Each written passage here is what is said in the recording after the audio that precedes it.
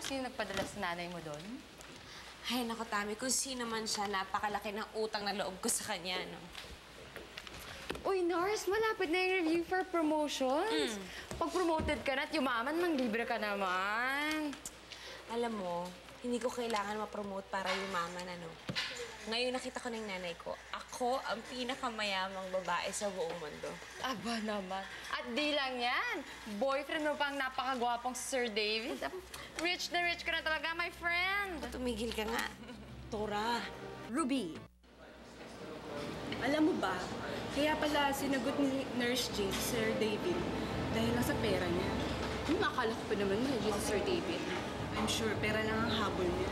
Papromote kaya. Hala, sige. Lakasan niyo pa yung mga bosses niyo. Eh, si Jane, oh.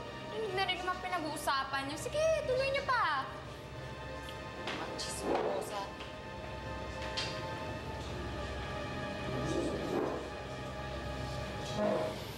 Huwag na sila pansinin. Hingit lang sila dahil nampingwit mo si Sir Dave. Concerned ka ba o nanggagatong ka pa? Bot,